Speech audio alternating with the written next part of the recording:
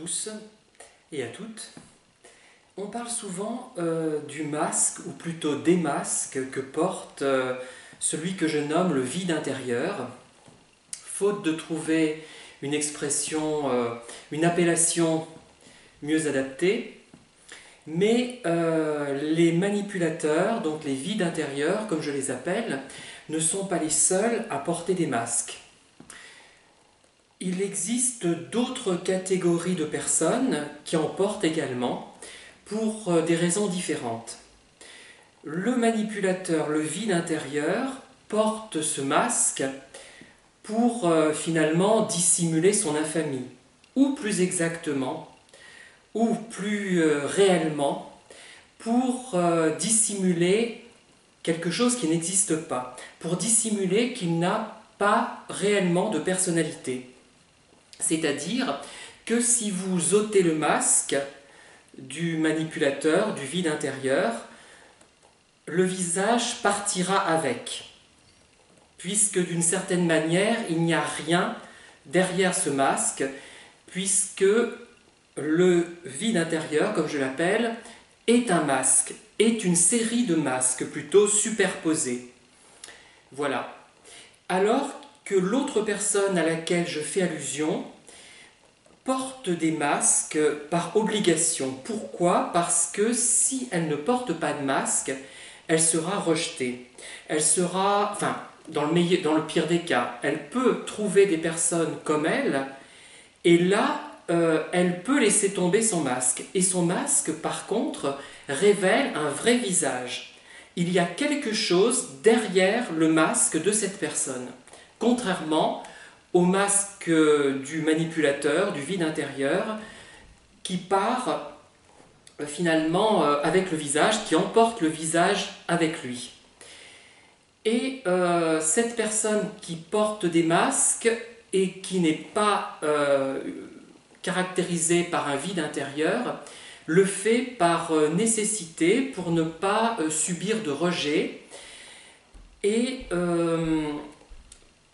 je dirais que lorsqu'elle rencontre le masque du vide intérieur, elle l'identifie parfois mal et elle s'imagine que c'est quelqu'un comme lui ou comme elle.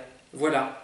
Elle pense que c'est une personne qui est dotée d'une certaine sensibilité, qui présente des caractéristiques un petit peu originales, un petit peu hors normes finalement, et que cette personne est obligée de se cacher. En réalité, elle tombe sur quelqu'un qui porte un masque qui dissimule du vide.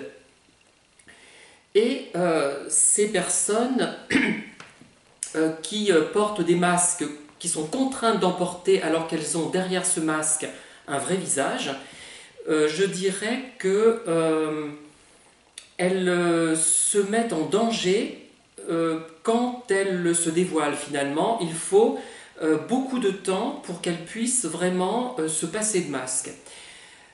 Je dirais qu'en ce qui me concerne, j'ai cessé de porter un masque en 2005, mais au niveau de l'écrit. C'est mon premier livre que j'ai sorti en 2005, et là je me suis révélé tel que j'étais dans l'écrit.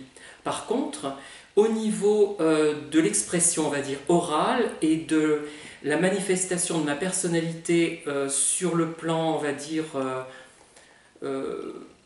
général, sur Internet par exemple, c'est plutôt vers 2018, à peu près, où vraiment j'ai décidé de ne plus porter de masque, du moins sur ce créneau YouTube, et dans mes livres évidemment, je l'avais fait bien avant, vers 2005.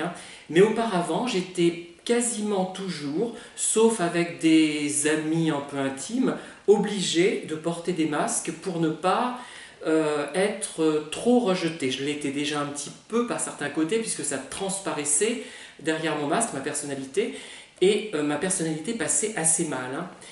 Finalement, en fait, je croyais qu'elle passerait assez mal, mais finalement, quand petit à petit je me suis dévoilée, elle n'est pas si mal passée que ça, mais j'ai porté quand même un masque partiel, quand même, pendant très longtemps. Et là, même sur YouTube, j'ai totalement enlevé ces masques, enfin totalement non, euh, puisqu'il y a beaucoup d'aspects de moi qui ne transparaissent pas en fait, hein, parce que ça serait peut-être, je sais pas, pas mal perçu, mais ça serait peut-être perçu comme étrange et ça ne cadrerait pas avec l'image globale qu'on peut avoir de moi. Ça renvoie aux théories implicites de la personnalité, thème cher à la psychologie sociale expérimentale notamment.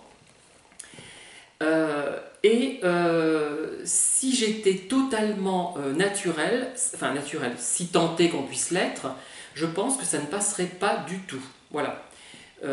Et donc, effectivement, je traite ce thème-là, enfin, comment dire, complètement démasqué, rassurez-vous, mais en même temps, je ne peux pas être complètement spontané quand je suis avec quelqu'un, parce que je vais me mettre à parler, par exemple, de ce que j'ai pensé d'un opéra que j'ai écouté, un détail qui paraîtra insignifiant à tout le monde, mais pas à moi, parce que ce n'est pas un détail, mais tout le monde pense que c'est un détail. Bon, c'est vrai que c'est difficile au bout d'un moment, mais j'ai réussi quand même à obtenir une satisfaction partielle, mais quand même très très importante, puisque j'exprime mon point de vue, et tant pis si je ne suis pas d'accord, par exemple au niveau des manipulateurs, avec d'autres. Hein. Il y a des choses qui ne me correspondent pas, ben, j'hésite pas à le dire, avec un certain tact quand même, hein, il ne faut pas blesser les gens. Voilà les deux masques possibles, celui du manipulateur, si on l'enlève, le visage du manipulateur part avec,